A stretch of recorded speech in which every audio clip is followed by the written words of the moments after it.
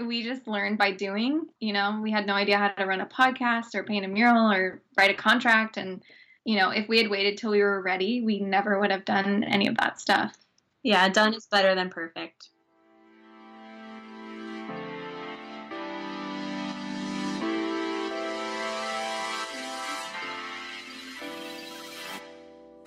What is going on? You're listening to episode 65 of the Perspective Podcast, and I'm your host, Scotty.D.Russell of Perspective Collective. This show is about carving out time to build something for yourself and about being open to seeing things from a different perspective. I want to share what is and isn't working for me, along with sharing my guest point of view. So if you didn't know, Crop Conference is right around the corner, April 5th and 6th to be exact, and tickets are available at cropbr.com. My main man, Matty Ice, a.k.a. Stay Gray Ponyboy, throws a killer party, a killer conference, and people like James Victori, Daniel Evans, the two Dans from Young Jerks, the Forefathers are just some of the names you'll know that'll be there. And there's also going to be a stacked workshop lineup, too, which today's guest will be teaching one, as well as doing a live podcast.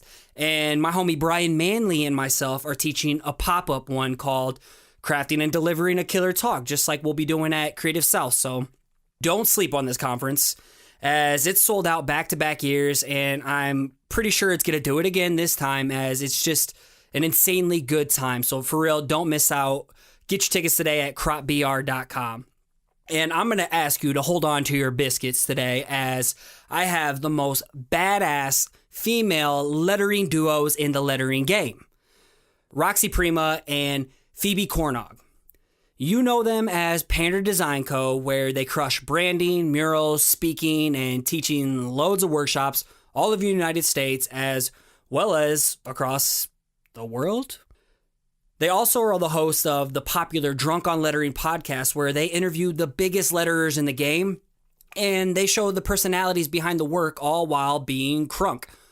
Genius. I know, right?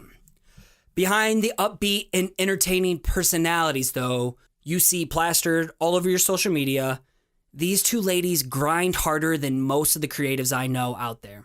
They set massive goals, work their asses off, and inject an entertaining and much-needed spark into the creative community and industry. In today's episode, we go deep in the weeds of saying yes and figuring shit out on the fly, ending the starving artist stereotype, working your ass off and making opportunities happen, the power of outreach and collaboration, and you're also going to find out what their favorite pizza and drink of choice is. I have no doubt you're going to be blown away by seeing the behind the scenes of how much work these girls actually put in and how they achieve their results. You can find the show notes of this episode at perspective-collective.com/65. And if you think someone can find value in this episode, please give it a share on social media. It's because of your word of mouth that this show keeps on growing, and you know I have mad love for you for doing that. Finally, if you catch some inspiration from the show, create some artwork and tag me on Instagram. I'll give it a share where I post each week's episode artwork at Perspective Podcast, and that's on Instagram. So, go and follow that, share your work, tag it, and I'll give you credit. Let's get into the show.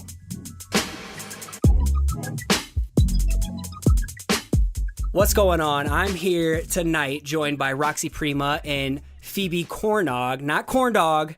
Ladies, how are you doing? Thank you so much for joining me on the show tonight. What's up? Thanks, Scotty, for having us. It's interesting to do it, having you interview us. Yeah, it's our turn to get tortured. I'm not like that on the podcast. I want to bring out your best selves. Yeah, thank you.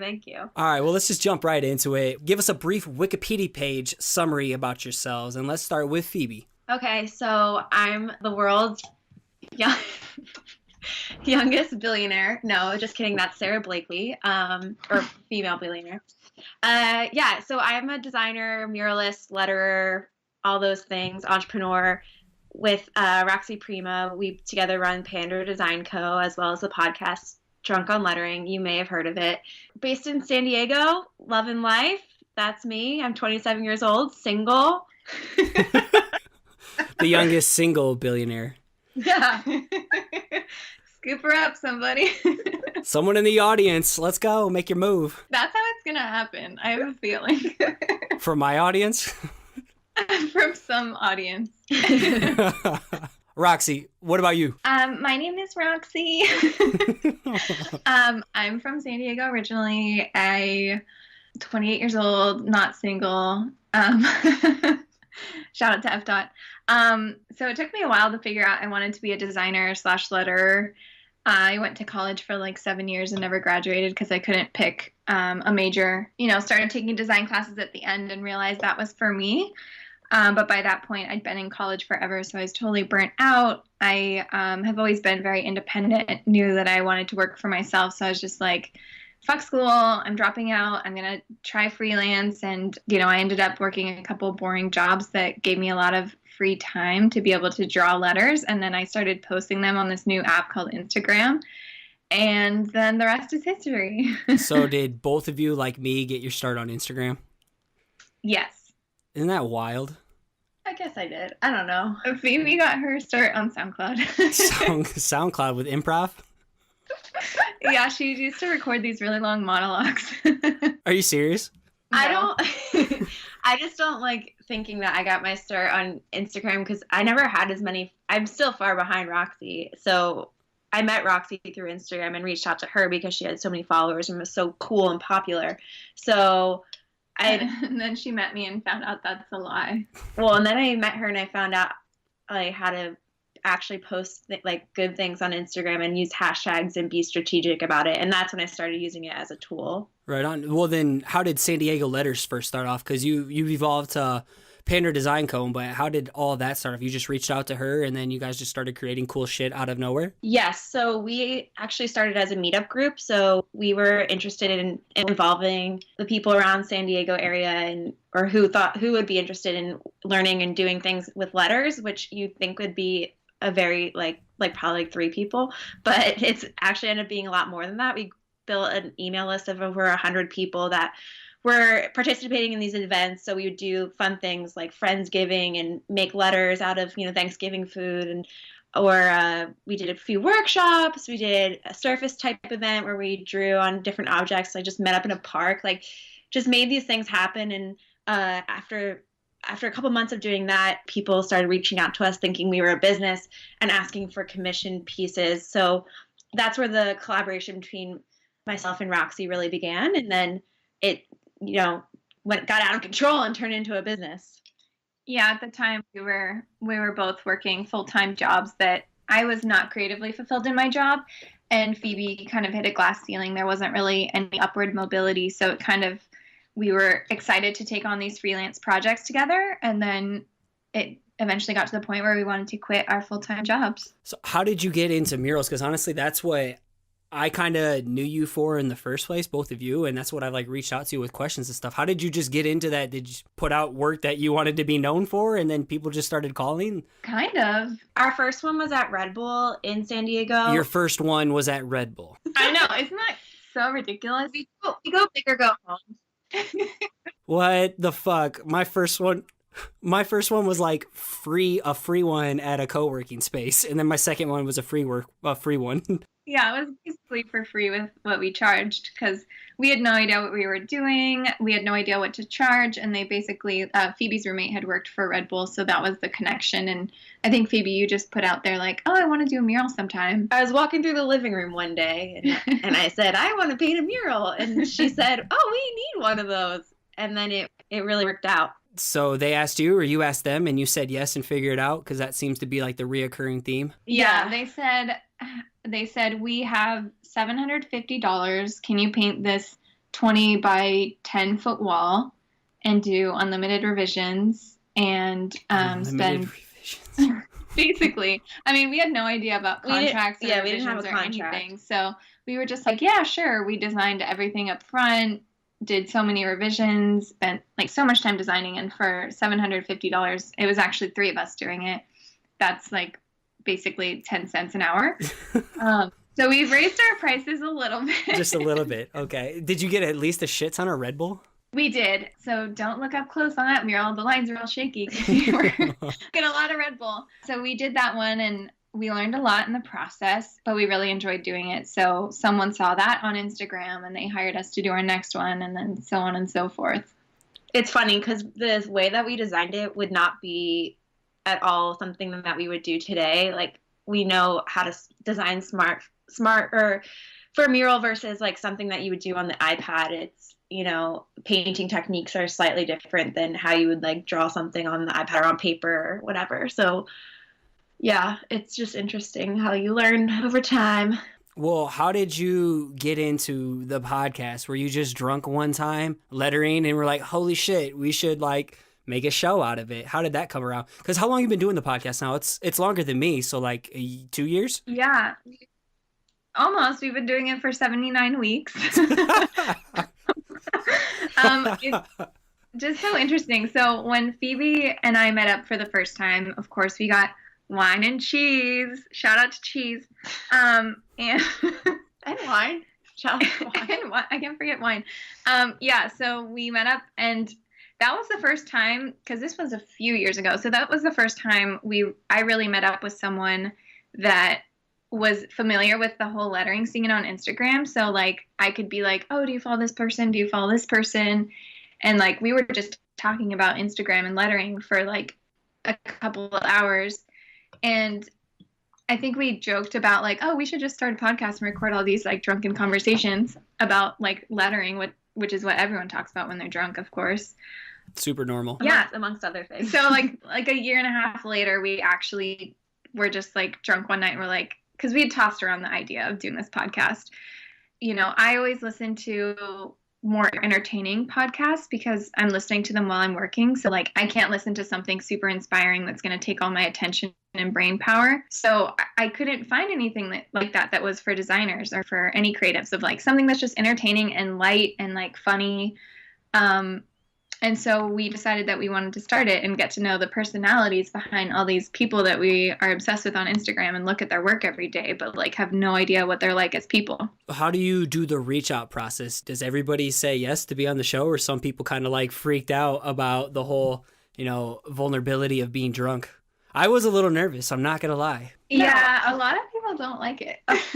A fuck ton of people have said no to us. We pretty much make it clear that you don't need to be drunk. There's plenty of people that are sober that we've had on the podcast. We just say as long as you guys don't mind us like being silly and drunk. So we are not pushers. We're not pressuring you to be alcoholics with us. So, but yeah, it's hard because it's definitely a more vulnerable situation than most. Yeah, we'll get people like the next day being like, oh gosh, that was horrible. Can we re-record it? And we're like, no. Well, you caught me. You recorded like 3 episodes in one day, and then it was my turn at the end of the night, and you were already crunk as fuck when you talked to me. I know. We actually listened to the last 10 minutes of that episode prior to this recording, and we were both just dying laughing. I thought it was really funny. Roxy's mom texted her and said, I just finally got a chance to listen to Scotty's episode, and Phoebe's so funny at the end. And I'm like, oh, God. I think that was my scariest point. So, oh, God. Okay. Well, again, apologies. So how often do you have to get drunk a week then? Because you guys build a pretty deep log, like a queue of episodes, don't you? Well, we have to now that we're traveling more. So, like, next week we're interviewing 2 or 3 people. We usually do it every other week. And then when we're traveling, we like to meet up with someone in person and record with them. So it's not every day that we're drunk people. The drunk is the fun part, but at the same time, I mean, I have to give you girls a lot of credit. You girls are hustlers in the right sense. Like, you make shit happen, and now you've, gotten to the point where you started a new kind of brand for yourselves called Pander Design Co. You don't go by San Diego letters anymore? Thank you. Thank you. Yeah. As we were traveling more for work, so we do a lot of outreach to get work for our business, and we're going to all these new cities now to teach workshops and to speak at conferences. So, of course, we have a goal of painting a mural in every state in the United States and every country in the world. Hey, I got you in Iowa. Hey. Yeah. And so we do outreach to the cities that we're going to, and that was becoming a bit of a hang up of like, why would we hire someone from San Diego? Even though, like, it doesn't matter, we're going to be in that city anyways. So we figured it was time to change our name because San Diego Letters originally was the meetup group. It wasn't a name created for a business. So we changed it to Pander Design Co. And Pander is P and R spelled out. For Phoebe and Roxy, for those illiterate people. And It also means to gratify or to pimp. Makes sense. Okay, so you're pimping your clients basically. We're pimping out walls, people. We needed something a little bit more ambiguous because we don't just do letters either. So, well, speaking of not just doing letters, then what are some of like the forms of income that you bring in? What are some of the different streams that you've created now? Because I know you're getting into speaking, you teach shit tons of workshops. What are these different streams of income that you've created for yourselves, or at least giving yourself opportunity to be hired for? And then I want to talk about outreach too, because that's something I struggle with, and I'm sure a lot of people do, and I want to hear how you guys go about it. oh my gosh, we're giving you all our secrets. Outreach is my favorite. Yeah, so Scotty, honestly, most millionaires recommend 7 different sources of income so that you don't have all your eggs in one basket. So for us, that is murals, branding, social media graphics. Well, that comes under the same thing. Yeah. We do workshops. We speak at conferences. Believe it or not, the podcast is making money now. Mm-hmm. We sell our organs when all that isn't working. And is that 6 or 7? I don't know. We're working on 7, I guess. Yeah. So yeah, it's just nice having the different streams because it's too much pressure on the murals. Personally, for us, like, yeah, not everyone needs a wall painted, and it's, once it's done, it's done. So it's not really a repeat client. So that's what's nice about packaging or branding for other businesses. Does most of your workflow come through Instagram, your website, or is it through outreach? It's about 50-50. So 50% coming to us either through seeing us on Instagram or seeing one of our murals out in the wild or like knowing someone that's worked for us.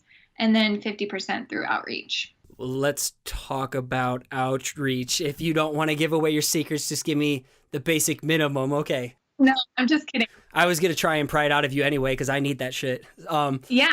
How does that go? Because I've read, okay, so I stuck on this approach of, I create probably 80% of the time, and then 20% out there is like promotion with probably zero outreach, when I've been hearing it's probably create 20% of the time with content, 80% of promotion and outreach. But that's so hard for me. Like, how do you two go about that? Do you have designated roles? And I don't do well of being told no. So that's another reason why I don't like doing outreach. But how do you attack that? Well, I don't care about being told no. It's just a numbers game. The more and more people you reach out to, the more likely you are to get a yes. So, and even when people are saying no to you, and it's via email, so they're not saying it to your face. They're just saying like, oh, sorry, we're not interested right now. Like, no one's actually going to type out something rude to you from saying you want to help them, their business. Now, we start by emails, and we send out emails to hundreds and hundreds of people. But they're targeted. Targeted. Yeah, we look for certain things, like businesses that we know could use our services, that social media is important to them, that they can afford our services, we think. We look for companies that we think would work well with us. How do you look for these companies? Just like online, locally, around like on Facebook or something? Google. Yeah. Google, and then just build like a spreadsheet or something, just to be like, we're going to attack these people. I'm actually bad. I used to record it in a spreadsheet, but I don't know. It just got kind of annoying, so I just don't even know. Well, we keep spreadsheets of all of our past clients. So every time we get a new client, we put it in this spreadsheet where we list out what industry they're in. So sometimes, like, we were thinking we were doing a lot of work for like co-working spaces and breweries, but most of our work is for restaurants and hotels, which we weren't really realizing until you actually list it out. So figuring out what industries work well for you based on past clients. And then Phoebe is like the queen of outreach and finding these businesses. It's fun. It's like being a detective.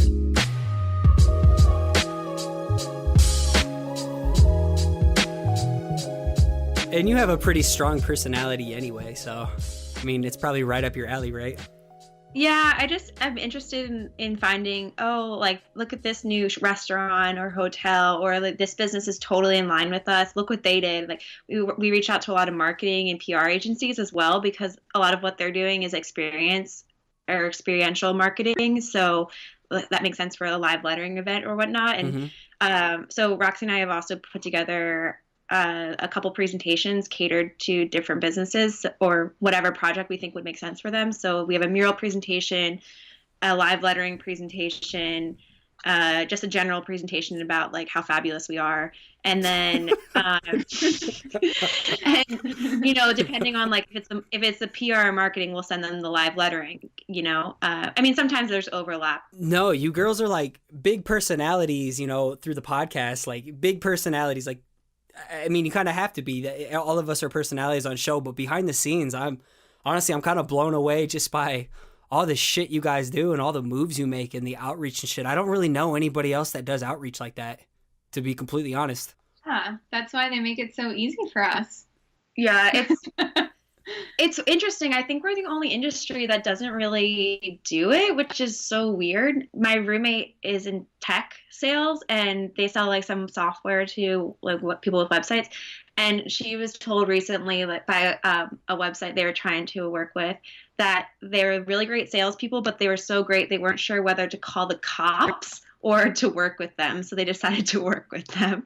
They were so persistent. Yeah, you have to be persistent. Like we were hesitant about like bothering people and reaching out more than once, but it's been written that like you have to make almost 12 points of contact before someone is going to get back to you.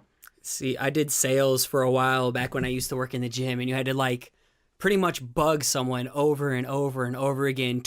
As long as they say yes one time, those 20 no's doesn't matter. So exactly. Yeah, it's buy or die. Like until they tell you to fuck off and never talk to them, like we'll keep bugging them. And actually, we are really working on scaling our business. So we recently hired a girl that just does outreach for us, and that has been tremendous for our business because we don't have to do that. Man. Okay, so I think this segues nicely. Recently, I saw an Instagram post from you. I think it was Phoebe. And maybe it's a talk of yours too, of how you went from clueless to making $100K a year. Like that is like clickbait title right there that had me like drooling at the mouth, wanting to know how you made this happen. But I think one element off the top has got to be outreach. Yes. Okay. Completely. And just to finish that up, because in this industry, so many of us bitch and complain. It's like a crab bucket mentality. We see all these artists doing well. We want to pull them back down to the bottom with us. And we live this starving artist stereotype. I know I lived that for a long time, not thinking I could do shit with my art until I like branched out, got out of Iowa, went to conferences, met people like you. So can you talk a little bit more about this, I guess it's a talk, right? A presentation? Yeah, I just want to be clear from the beginning, though. Unfortunately, we did not make our 100K each goal this year. But that's our goal. We're a little bit short. You got to set lofty ass goals, though. Like for me, that would have been too big of a goal for me. I'd shit my pants if I set that goal, and I'd freak out. No, you can do it. It's not as like with how close we got. It's not actually. It's so much more attainable than you think. So the talk that we are giving is exactly about that, how it seems unattainable. And certainly I think I was told, or you like Google it on Glassdoor and all that, and it tells you, around 50 is a good salary for a creative director, graphic designer, art director, whatever.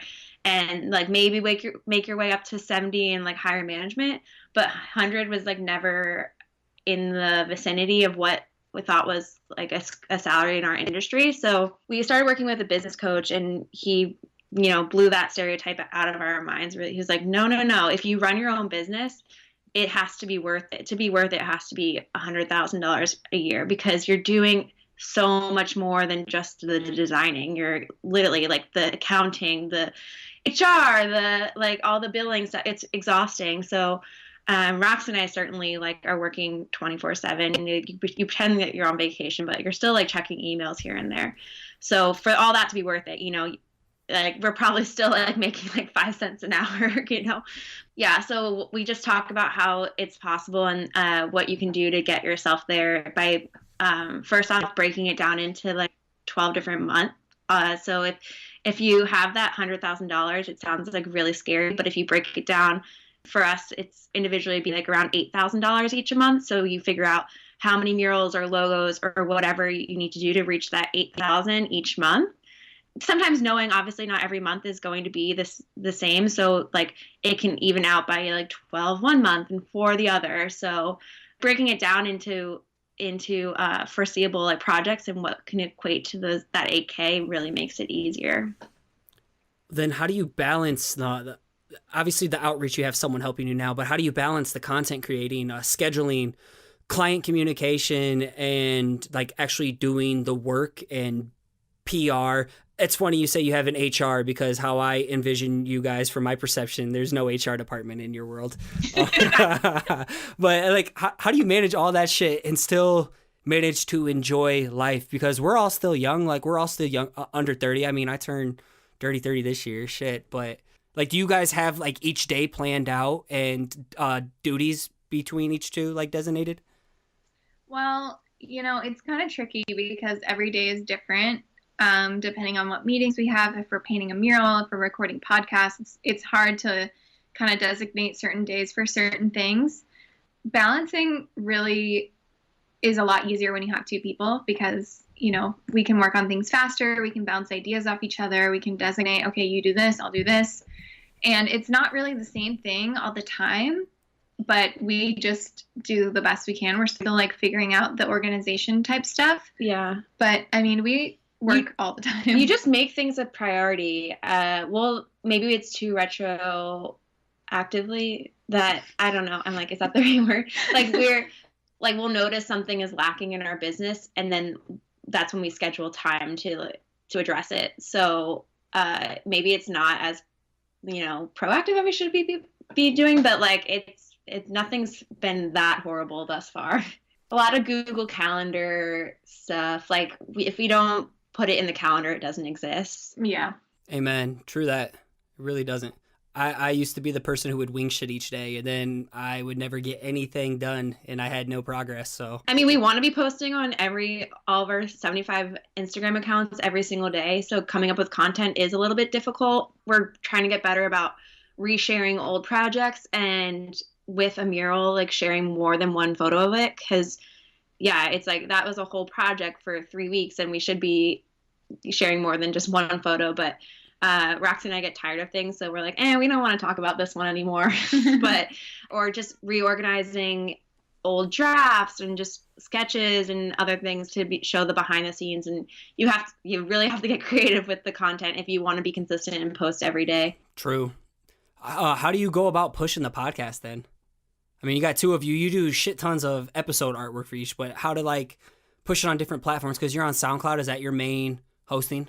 Mm-hmm. Yeah, so SoundCloud's where we host. We promote mostly the podcast just through Instagram. So each week we have the guests do a piece of art, and then each of us individually do a piece of art, and then we collaborate on a piece of art. So it's usually 4 pieces of content each week, and then like a photo of us. Obviously, we could be sharing it on other platforms. Like, Roxy and I have been using Instagram as like the end all be all, but we're like, yeah, we need to diversify. If we had a whole our team, we could be like getting them to get it on in Cosmo magazine or some shit like that. I don't know, but we're now pretty serious about entertaining the video idea, so that might be coming at you soon. Yeah, I saw that Instagram poll. Let me know how you do that. Well, I don't have time to do fucking video anyway, so never mind. But how do you attract sponsors? Because I know you have one sponsor right now. You can plug them if you want. Nah. Paying for that. Is that all for reach for you too? Like, do you go out and seek sponsorships as well in that whole outreach part? Yeah, definitely. And so we go after alcohol brands. Usually we're trying to diversify that a bit too. A lot of times these big brands don't really understand or know how to attract a creative audience. So we're that outlet to the creatives. And then also, like, we get so many no's for that because alcohol is hard to have as a sponsor because they can't really ship alcohol everywhere. So sometimes that's where it stops. But then that opens the door of communication, so we can be like, hey, well, we design Instagram graphics. We design wine labels. We can do all this stuff for you. So we just got done doing a wine label project for someone that we had outreached to be a sponsor. Yeah, you guys, everyone needs to stop taking everything so personally. If they're saying no to you, it's not because your work's bad. Like, that's never, ever been the feedback. It's because, like, they don't have the budget, or like you're not talking to the right person, the decision maker. There's so many bajillions of other reasons why it's totally not your artwork. Yeah, you're making me feel like I'm not like working hard enough on this shit right now. Oh, stop. No, Sorry, you work so hard. I just want people to like get excited about like putting themselves out there, because it's like it's really not a vulnerability thing. It's because they I'm guarantee everyone thinks like if you're reaching out, like your work's good.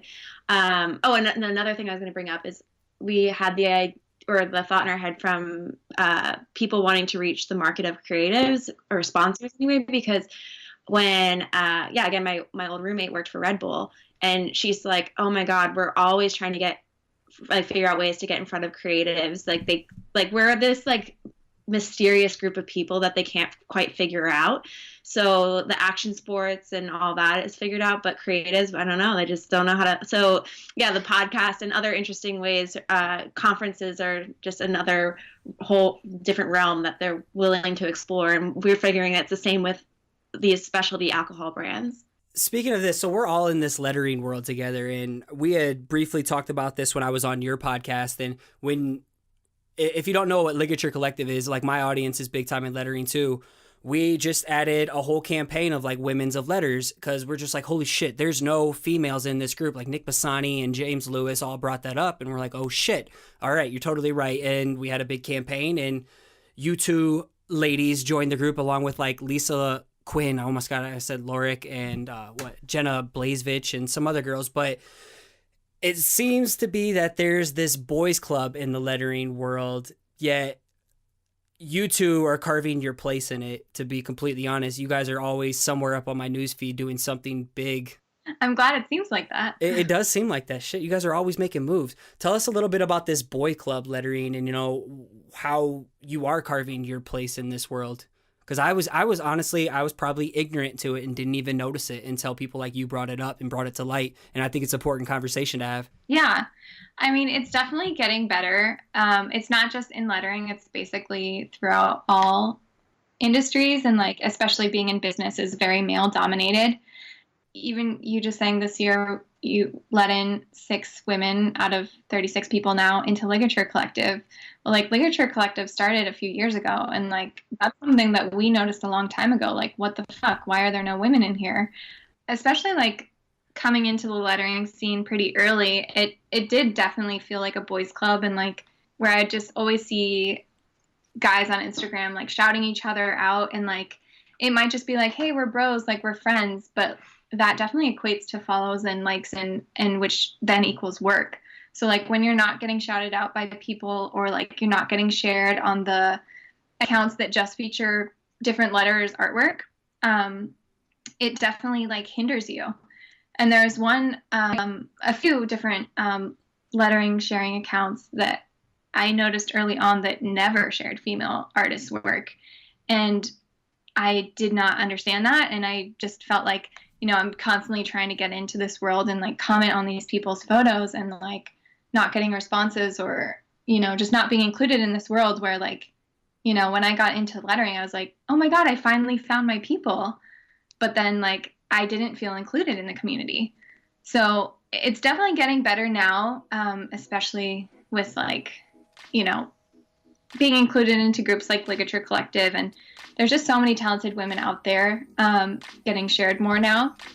But we're just trying to carve the way by being honest about our experience, and like talking about things that people don't really talk about, especially like money and stuff, because that benefits all of us.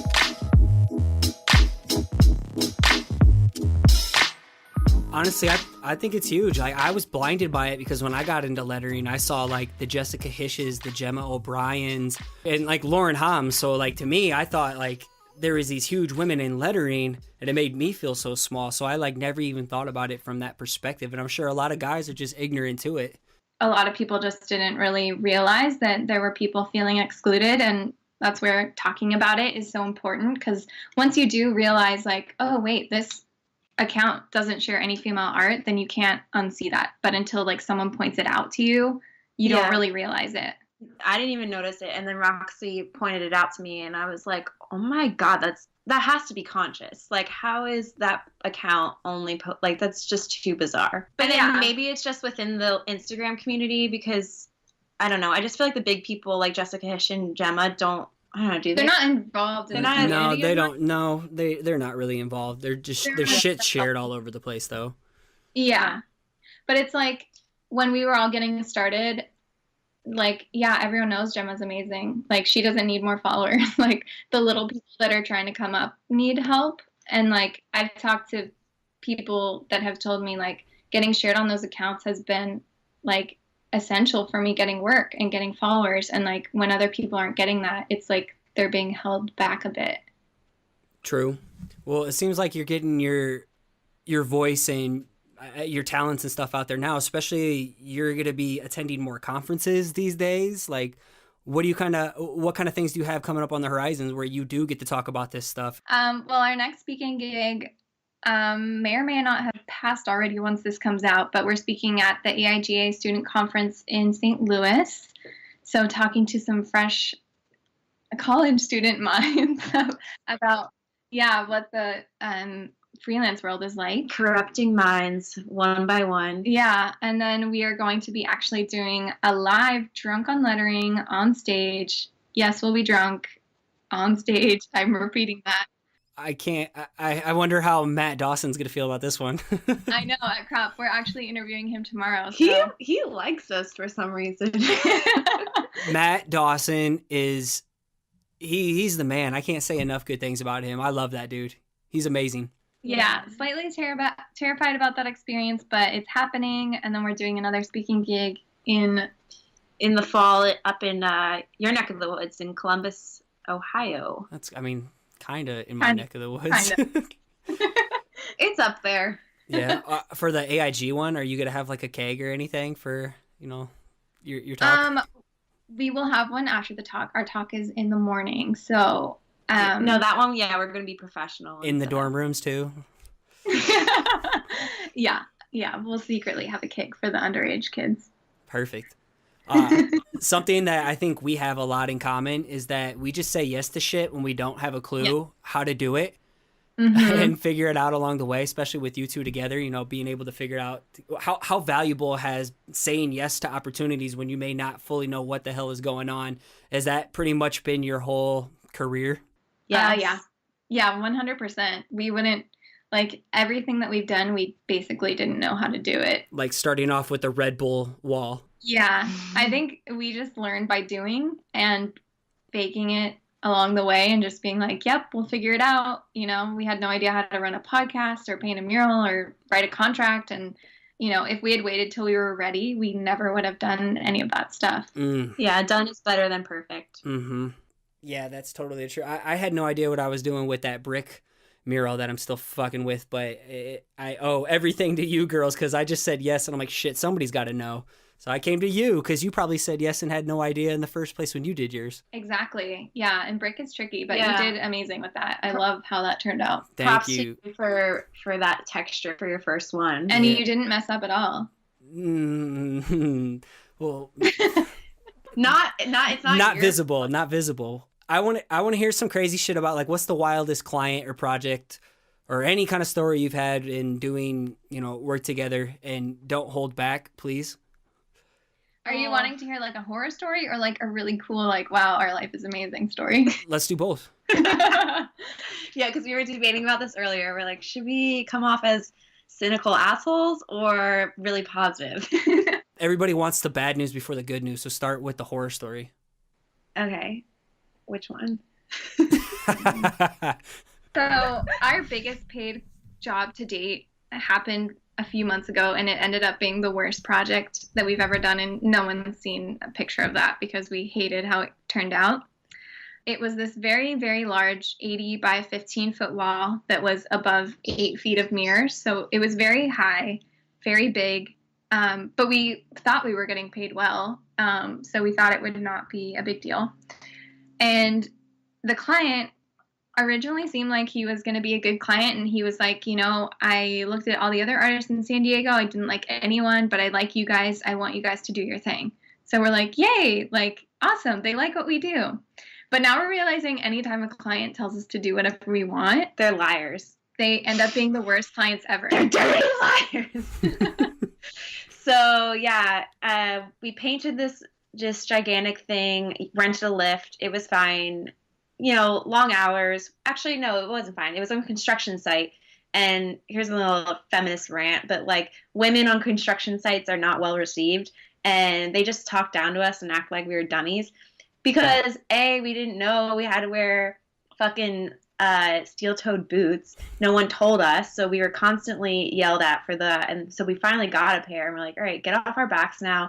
And they're just like staring you down. What are you guys doing? And while like painting while a drill is going off in your ear and the fire alarm and all these things. So it was like the less ideal climate. And then we finished the mural. We're all done. Email the client. Yay, it's done. Go enjoy it. And then how much longer till it was like a week or something? Yeah, so the client had this vision of the mural looking distressed, and he said he wanted it to look old, like it'd been there for like 100 years. And we said, well, we're painting it today in 2017, not in 1917. They want it like whitewashed or something? Yeah, and so we said, if you want to like sandblast it or something, that's your prerogative, but like, we're going to do our best to make it look distressed with paint, but it's going to look like painted. It's not going to look like the paint's falling off because it's been there for 100 years. And so we thought that we were clear about that from the beginning. And then we finished the mural, which took us like 20 hours. It was very like, we hated being on that construction site. So we were just like, get us the fuck out of here. Not a design that we liked, we hated even what we were painting. And we sponged it to make it kind of look, distressed or whatever, but I guess that wasn't enough for him. So then we went through this whole thing about getting sandblaster, and this, like, literally the most scary looking man that you could ever imagine showed up at the site to walk the site with us. And like, the client is like a very like fancy buttoned up person. And like, we get this guy, and he's like, jumps off his Harley Davidson, looks like he's been like laying in the sun for the last 100 years. He's a raisin and like all leather get up. And he's like, you're just such a character. And he's like, oh no, I can't sandblast this. Like, you can't sandblast a brand new drywall. And we're like, well, fuck, what are we supposed to do? And then he said he could hand sand it with like a little whatever. So then we were going to pay him, and we were getting fucked with the bill, like paying him to do it, because that was supposedly our job. Again, like, have your contracts like clear as day, I guess, but you never foresee these problems until they actually happen. And Ghetto Man like ends up bailing, and he was like, yeah, we kind of knew he wasn't gonna be reliable. So then the client's like, oh, you guys can just hand sand it.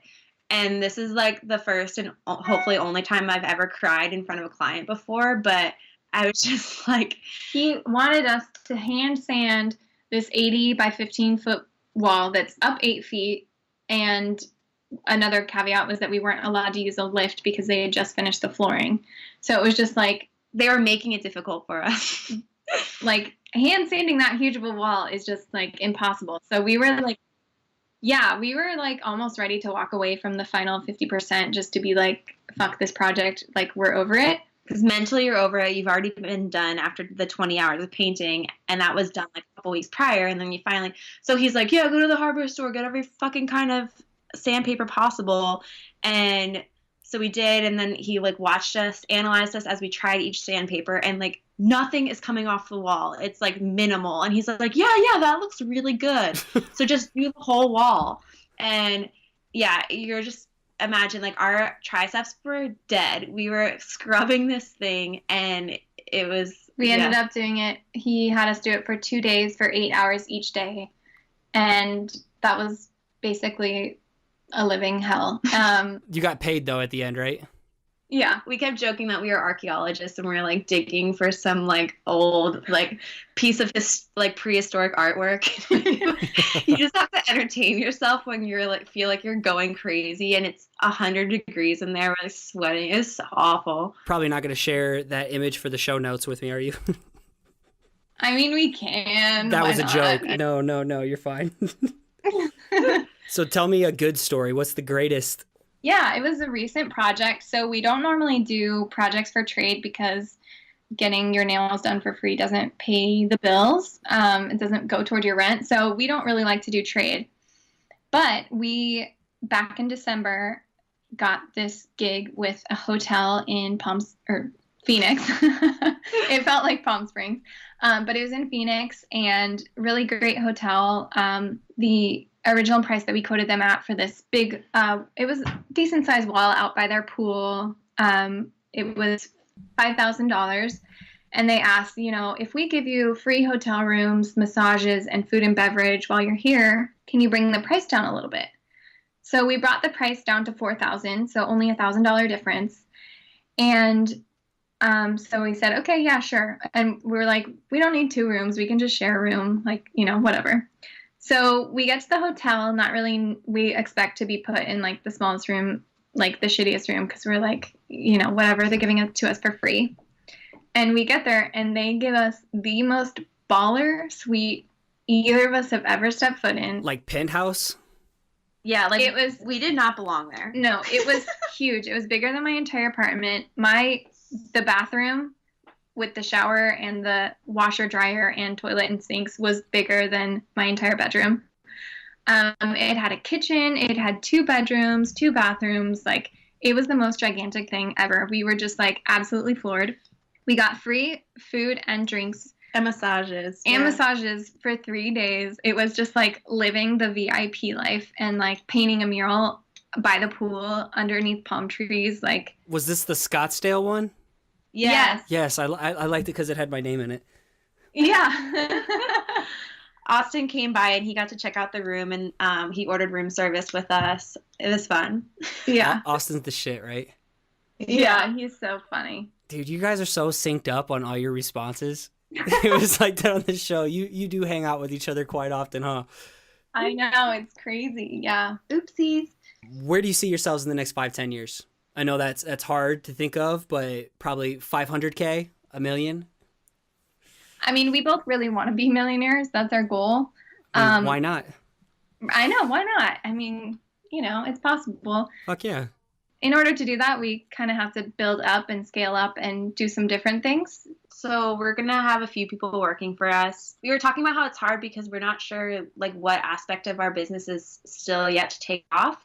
Obviously, we're doing the murals, and, like, that's probably not going away, but we're not sure, like, if the podcast is going to keep growing. So it kind of depends on what the people like. Mm-hmm. And, but definitely just scaling up, bigger, better, everything. And maybe a reality TV show in there. Fuck. Honestly, I could totally see that.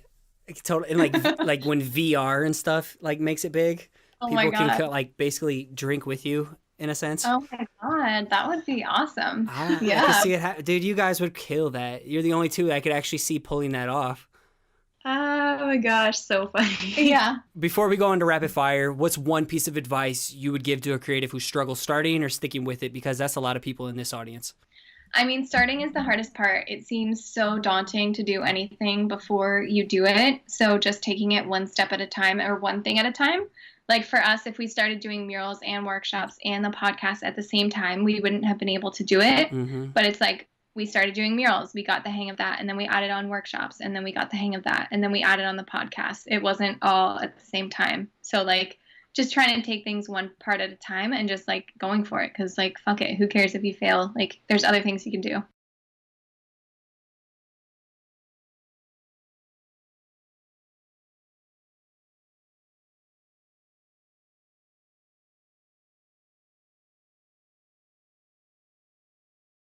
Word. Bite it off in little chunks. Lighten things up now. So if you were on death row, what would your last slice of pizza be? I guess that's where we'll be in 5 to 10 years. I would do, this is Roxy, I would do pepperoni with ricotta. And mine would be a burrito. That's cheating. Word, that's fine. That's fine. You can switch it up if you want. What's your favorite drink to get you drunk? Ooh, it's always changing. Right now we're getting a lot of free wine from sponsors, so I'm gonna have to go with wine.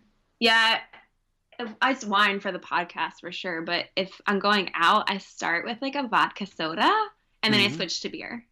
What? Isn't it? Wait, beer before liquor, you've never been sicker. Liquor before beer, you're in the clear. Okay, never mind, you're good. Yeah. All right, script, serif or sans serif? I'm a script girl. I'm a sans serif girl. Everybody says sans serif, so thank you for doing script with me. Wow, I'm surprised. Yeah, everyone says script on our show. Really, everyone says sans serif here. It's like maybe 1 out of 5 says something different. Someone said Wow. slab serif once. That was cool. But anything on the horizon you want to plug? I know we kind of talked about some of your speaking dates, but I mean, anything else? Workshops? You got a shit ton of workshops coming up. I wish I could make the Chicago one. Oh my God, that would be so fun. If you can make it, you can come for free. Yeah, I mean, workshops, we'll be teaching one in Baton Rouge as well. Baton Rouge, New Orleans, those are not out yet, but they will be. At Crop or something other than Crop, just happens to be the same time? Yeah, we're doing Crop, a workshop at Crop, but then we'll probably do a separate one there and then a separate one in New Orleans. Yeah, good. You guys are going to do New Orleans for like a day after it or 2 days or whatever? Yeah, we're hoping to get a mural gig out there. Wherever the wind takes us. Starting that outreach. Word. All right. Where can people go to find you online? At Pander Design Co. No E. Or www.panderdesignco.com. Oh my God! Don't say the www. World Wide Some Web. people don't know you have to do that. You can also follow our podcast, Drunk on Lettering, and it's available on iTunes and SoundCloud. Thank you so much for joining me on the show. Even if we couldn't get video to work, it's still awesome to finally get you on here to share your story. I mean, you could have been drunk, but I don't think you are, so that's cool too. Hey, thanks so much for your time, and I really do appreciate you guys. Yeah, you Thank too. you. Can't wait to make your artwork.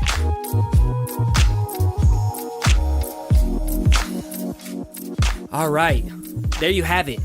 The two amigas from Panda Design Co. and Drunk on Lettering. If you're like me, you are beyond impressed of how much work these girls put into not only their podcast, their design, their outreach, and building their business. Like, it's seriously super impressive.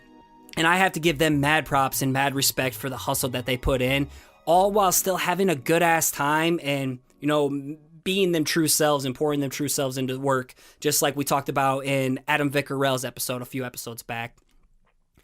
Moving on to the dose of inspiration. This week it goes to Emily Laura of Northern Projects, but you can just call her Laura. I discovered her Instagram account early 2017, and I've been just blown away by the range of lettering style she can whip up. Her analog versus digital split series really catches my eye, and it's kind of the main reason why I'm plugging her right now. And she also has a cat, so that's a plus. I suggest you check her Instagram account at Emily Laura, and Emily's a unique way of spelling it, so it's EMMELY, Laura, LAURA. Pretty simple there. Or you can find her work over at letsgonorthern.com. If you're enjoying what you hear and you want to support the growth of the show, I have a few ways you can make that happen. The first way is by becoming a backer at patreon.com/perspectivepodcast.